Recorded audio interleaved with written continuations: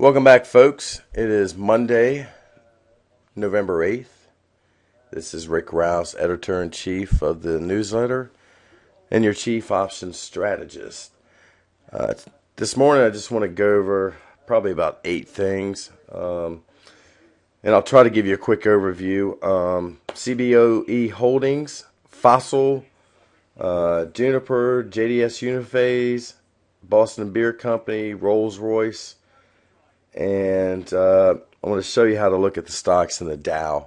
So real quick, we did an article on CBOE Holdings in the Sunday Weekly Wrap, and we've been watching this thing for about a month. But the first thing I want to show you is a chart and how it's kind of broken above 24, which looks like it's going to have a run to 26. You'll see here, and then a test here, and then a test here. And then we got this little breakout last week. As you'll see, it looks like we'll run into resistance right here at 26, 26.50, maybe 27. Above that, we could get a run to 30. There might be a little resistance here at 28-ish. I was going to list this as something in the watch list. But it's a new trade, so I just want to give you guys a heads up on it. And I'm also talking about it before listing it on the watch list, because if I make it a new trade and release it after 9:30, we'll get better entry prices. So another quick thing you could do, let me see if I can go over this real quick with you, and we'll do a technical analysis real quick. We'll do 6 months, and then you can do like a 10, a 20, a 50-day moving averages. And, a lot of people use a lot of different things, but, again, I'm only looking for a 5% move in a stock to make 100%. And what's important about this right here, see this, the 10-day moving average, we got a huge break above that last week. And as you can see, it's crossed over its 20-day and 50-day. Then if you want to do a 100-day moving average, we're right here. So, again, look for this thing to run up into here. We're going to try to find an option to double the money. And the first thing you want to look at is the November options. Now, with these, they expire in 2 weeks or less, so these are risky. If it breaks out, let's see if we can look at this chart again. If it breaks out above here, we could get a little run up here to 30. But I don't think that's going to, the stock's going to make that in 2 weeks. So, you could play these November 25s for a quick trade, maybe. And if shares went to 26, you would double your money, because the options would be worth at least $1, and they close Friday at $1, providing you could get in these at 50 cents, or you would do well if they stayed around this area and shares went to 26. But what we're looking at, or I'm looking at, is the December calls, and you'll see the 25s are going for about 90 cents. The bid ask is 85, $1, and we could probably get these options for 95 cents Monday morning. If the market opens a little bit lower, we might be able to get 85, 80 cents for them. But these options give us a better time period for the stock to move past 25. They're almost in the money, and a run to 30 would actually make these worth $5. So that would be like 400%. So again, that's the trade I'm thinking about doing for Monday morning. Excuse me. If I don't, then I'll add it to the watch list. But I wanted to show you, like I said, some of the reasons why I look at these trades. But again, I like the chart. If I can show it to you real quick again. We're just looking for a break above to 26, maybe to 28, and possibly 30. So with that, like I said, this is where we were, and this is kind of where we want to be, maybe even up to here. Again, so keep that on your radar for Monday morning. The other trade I want to talk about is Fossil. And this stock moves pretty well after earnings. It gets some nice jumps. But what I don't like about this earnings trade is, there's no strikes in between. They're $5 increments. And with shares at 62, the 65s right here have got some premium built into them. So it's a lot of fluff, volatility, implied volatility. So this trade right here is risky off the bat. However, if shares did run to 68, this trade would be a double because the calls would be worth 3, and they close Friday at 150. Don't like it. The 70s, they're 50 cents. Yeah, they're cheap. Somebody had an interest in them Friday. You can see one contract traded. Excuse me again. But it's cold here in Virginia, so I think I'm coming down with a cold. But you'll see here if the stock made a 10% move, it put it at 68. So these options would still be 68.50, somewhere in there, like I said, for the move. And that's a pretty big move for Fossil, but it could move 15%. But if it just moved 8 to 10%, these calls would probably still be out of the money, and I don't think they're going to do that well. As far as other earnings trade, Disney's reporting this week. Don't like that one either.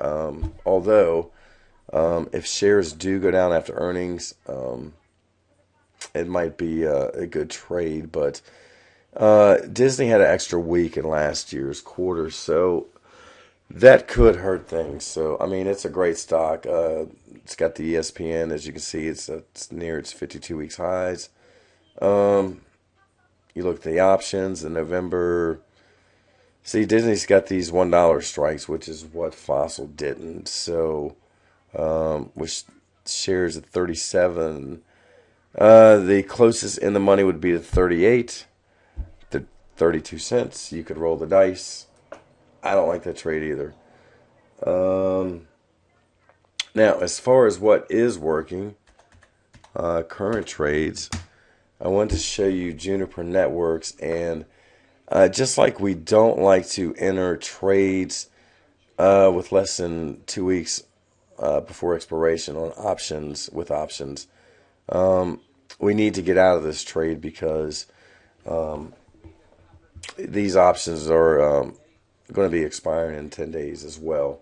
But we took a little chance, left this one over the weekend. I like the action a little bit after 10 on Friday, so decided to keep it open. As you can see, we're in the 33s. The trade is up around 50%. And hopefully we're going to get up over 2 so we can exit the trade. But what I wanted to show you real quick is why we got into the trade. And we got in it in mid-October on October 13th. And at the time, the 52-week high was 32-ish, which is... kind of back, in here. We were looking for a breakout, and we went right here is where we got in. And sometimes I don't have the best timing, but you'll have some trades where you wish you could have got in at cheaper prices. But like I like to tell people, you can have a trade that lose they can lose 70% before coming back and making you 100%. And I hope this is the case with this one. We got in, like I said, mid-October because, like I said, it looked like the bull rally was going to continue. As you can see, the position lost probably 60, 70% right in here, and then it traded flat. And then it came out with great earnings. It took a day or two, but now we are higher. With that said, these options are in the money, so they're really worth $1.40. So we've got 30 cents of fluff built in, so that'll probably drop a little bit in the morning, unless this thing can keep going up. So this is one of the things we talk about in the manual, though, or I do, is this breakout. When you see shares trading in a range like this, or you see tests back here. But as you can see, this whole trend has been very nice upwards. So, higher highs, higher lows, higher highs, higher lows, and on and on and on. And then we finally got our breakout. So, if anything, we'll try to sell half the position, let the rest ride, and put a stop on it. Longer term, you guys got to really forgive me. My voice is scratchy, but bear with me. Longer term, if this thing really does start to run, Cisco is going to be reporting this week, and as you can see, this thing might have a shot at 40. So we look longer term, you might want to look at some April options if you want to roll some profits out. The 40s are around $1. Let's just put that on the back burner. Like I said, I want to close some trades and get some new ones in there, and I don't really know if I want to go this far out because we've got quite a few that are January and some that are March. So that's what's happening with Juniper and why we did that and or took the trade. And what I'm going to show you here is the Aruba trade and kind of what I hope happens with this as well. Here you'll see the breakout too, and this stock has been showing really good strength. So, we broke out after this, and then we've been watching it around 20, which is when we profiled it on the watch list. And as it started to run up is when we got in the trade. So we like this one longer term. I'm actually looking at some options for this. Maybe the Aprils. And then as you can see, we got some Januaries listed. But all he has is January 30th. I'll have to check the Options Express account. But, if you wanted to do a longer term trade, a run past, these are expensive. I can already look at them. Just the 30s are right around $1. So, this would have to run to 32 for your W money by April. So, let's just stay with what we're in. We're in the Decembers. And they are doing rather well. So,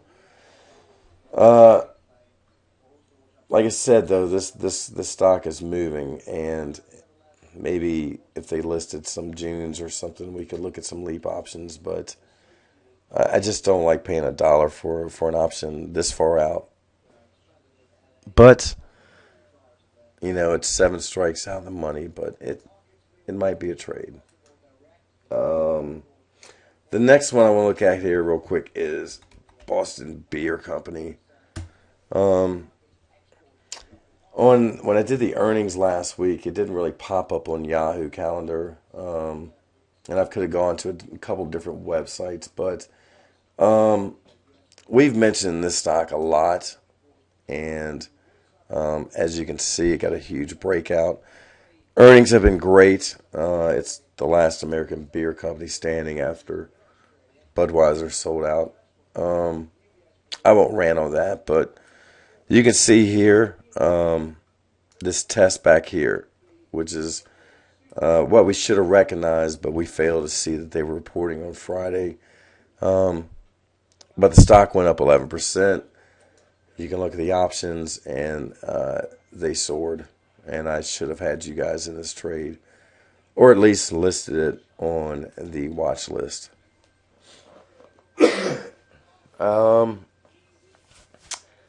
I didn't know it would go at 10%, but as you can see here, this thing made 375%. You could have bought them on Thursday afternoon at 60 cents, and then cashed out and had a good weekend.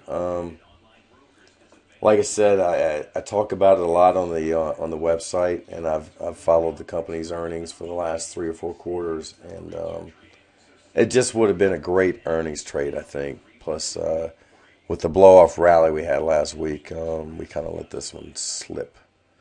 But if you're following a company, if you're in an industry and you know a stock or you know a company that you're following, and like I said, another reason we didn't trade these is because the options are pretty thinly traded. As you can see, the open interest is 600 contracts here. It was 71, but somebody had a nice payday.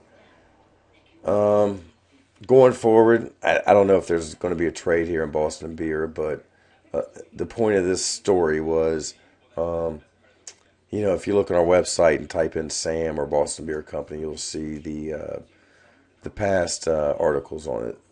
So, apologize. I wish I could have got you in this trade, but I didn't. The other stock I want to talk about, which doesn't trade options, but it pertains to your manual, and it's Rolls-Royce. They had an engine failure for the Qantas, air debacle, and you can see here shares dropped 10%. Just like Massey Energy or BP, when something disastrous happens, you would want to buy puts. Unfortunately, you can't on this group, or we would have got in on Thursday when the news hit, and then as you can see, Friday we got a 10% drop, which in and out, double your money. Unfortunately, it's bad news, but you trade the markets. As far as BP, this is what happened after they had the disastrous oil spill. You can see a chart here back in April, I guess. Look at this huge dive. We didn't get any of this. I should have. But I totally missed this because I didn't know it would fall this far. But it was so rapid that we just missed it, and we didn't want to chase. But as you can see, it got a 50% haircut in a little bit over a couple months. And this would have been a huge trade. Now, Rolls-Royce, since it doesn't trade options, we can't do nothing about it. But, when you see natural disasters or something like an oil disaster or engine disaster, there might be a quick trade in it. This is what happened to Massey after their blow up in West Virginia. Another trade that just we kind of missed. You'll see here, free fall. So I just wanted to highlight Rolls-Royce, although we can't trade it. So doesn't trade options. I guess that's on the London Exchange. So if you ever sees, you probably could. The other one I want to look at, another stock, is this one here, JDS Uniphase. We've been watching this one for about 6 months, off and on for years. I remember watching it back in 2000. Just a crazy stock, as you can see. Internet tech bubble boom, Shazam down, craziness. But But it looks like, they're trying to get their act together. If you look at the summary, the 52-week high is around 14. Um, and if tech continues strong, then we might actually get back into this trade. You can look at the longer term options, the March uh, and the Junes. And what I like here is you'll see these 12s here.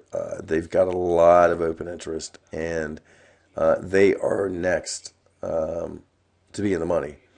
Stocks at 1140, so once they get over 12, these calls will technically be in the money. You could do the Decembers.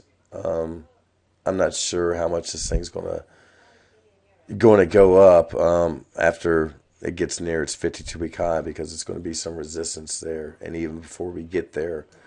Um, so the December options, a lot of people are also looking for a pop over 12, and these actually might be a good trade too. You could do a layer trade. You could do 10 contracts here, which would be $370. You could do five contracts of the 12s, which would be $500. Or you could skip the Decembers and just go straight for the Marches and then the Junes. Um, and there's really not a lot of build up out into June, which is kind of why we like them. So you could actually go with something like, if it broke its 52-week high, which is around 14, then, shares are going to get near there. So you could actually look at these 14s. Looks like somebody opened new positions on Friday, here and here. Volume was 40, open interest is 40. So you could look at these June's 14 to 15 calls. They are pretty cheap too. And um, the best thing about these trades is they give you 6 months to play the market. As you can see here, this would actually be almost 8 months. And, if this thing went to 20, these options would be worth 5 grand if you bought 10 contracts. So they would be worth $5 a piece. You paid 36 cents. So $360 would be worth 5 grand if JDSU made a run to 20 by midsummer. Um, the last thing I want to show you is um, like how to track the Dow. As you'll see, um, this is what I kind of look at day in, day out, as far as what stocks are moving in the Dow. Um, and this site is cnnmoney.com, as you can see right here. Oops, right there. Oops. Anyway, we're on cnnmoney.com, or money.cnn.com. But what I want to show you, you'll hear me talk about the Dow, or the blue chips, or, the 30 stocks that make up the Dow. And here they are. Um, it's pretty cool how this works. It gives you, how much, it weighs on the Dow or something like that, or the year-to-date change. Um,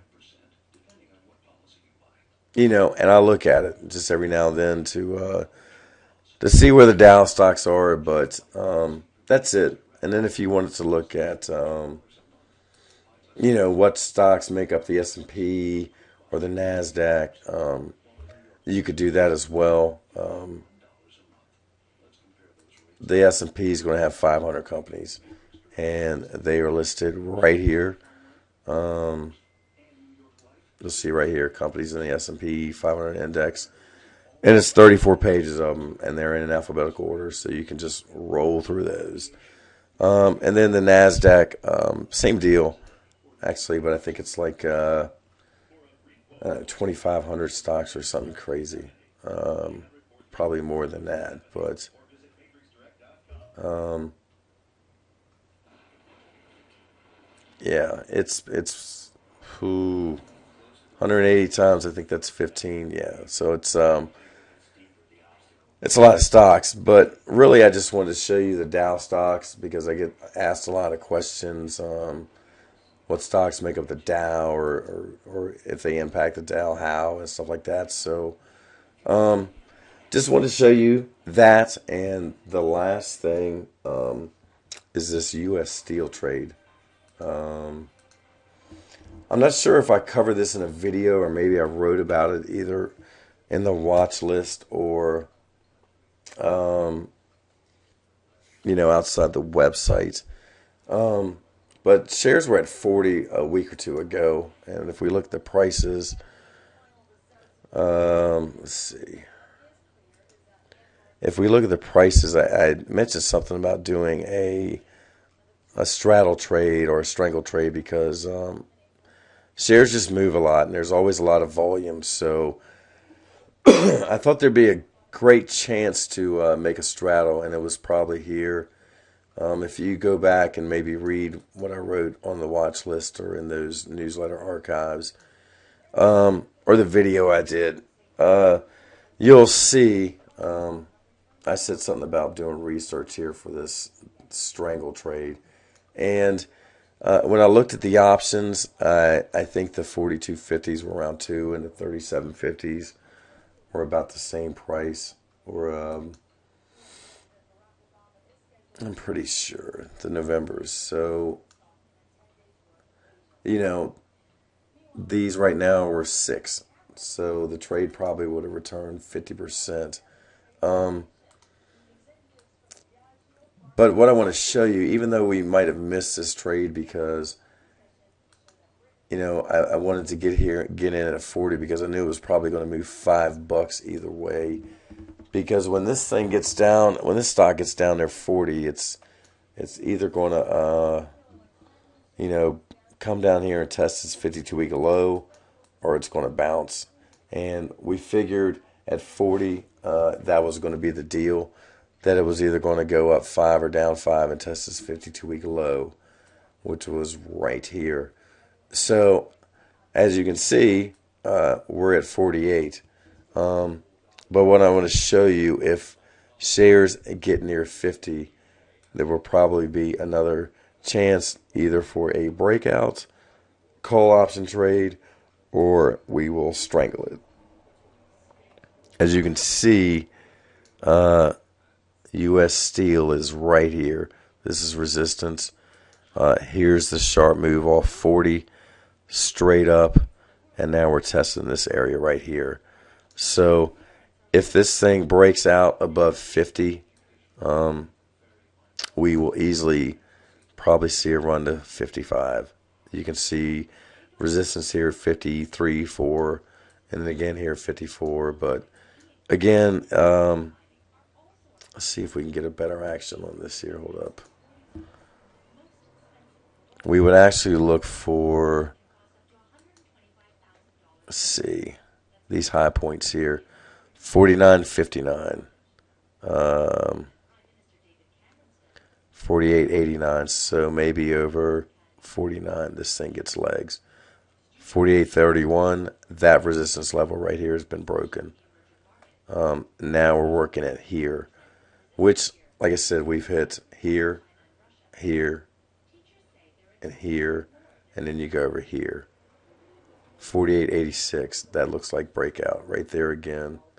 Let's get up there. Yeah, 49. So again, we get over 50, U.S. Steel is going to run.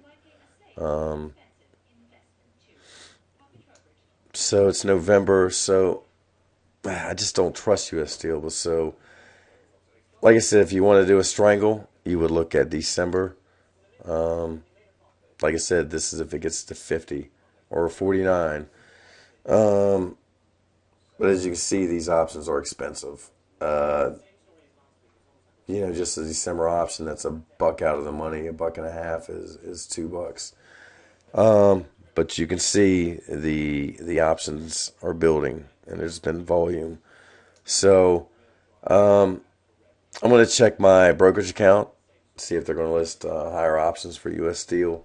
Yahoo doesn't. But that's what we're looking at. Hopefully this helped you with the manual. with earnings trades, support and resistance, what I look for. And this video has been 30 minutes, and I will see you next weekend. Thanks for your support.